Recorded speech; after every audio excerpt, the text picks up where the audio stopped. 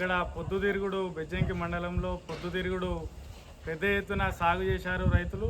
మరి పొద్దుతిరుగుడు కొనుగోలులో తీవ్రమైనటువంటి ఇబ్బందులకు రైతులు గురవుతూ ఉన్నారు.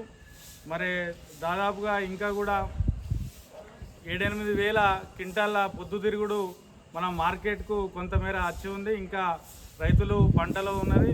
ఇప్పటికీ కొనుగోళ్లు పూర్తయినాయని, ఇంకా కేంద్ర ప్రభుత్వ వాటా పూర్తి అయింది అని సాకుతోటి కొనుగోళ్లు నిలిపివేయడం జరిగింది.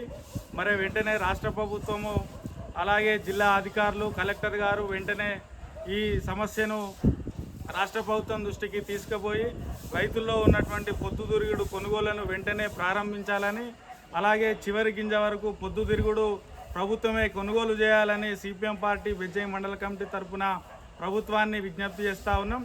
అట్లాగే ఈ రైతులు ప్రభుత్వం కనుక నిర్లక్ష్యంగా ఉంటే దళారులు తక్కువ రేట్లు పెట్టి రైతులని ఇబ్బందులకు గురి చేసే అవకాశం ఉన్నది. కాబట్టి రాష్ట్ర ప్రభుత్వం వెంటనే ఈ సమస్యను వెంటనే పరిష్కరించి పొద్దుతిరుగుడు కొనుగోళ్లను వెంటనే ప్రారంభించి పూర్తయ్యేంత వరకు చివరి గింజ వరకు ప్రభుత్వం కొనుగోలు చేసి రైతాంగాన్ని ఆదుకోవాలని సిపిఎం పార్టీ విజ్ఞప్తి చేస్తుంది.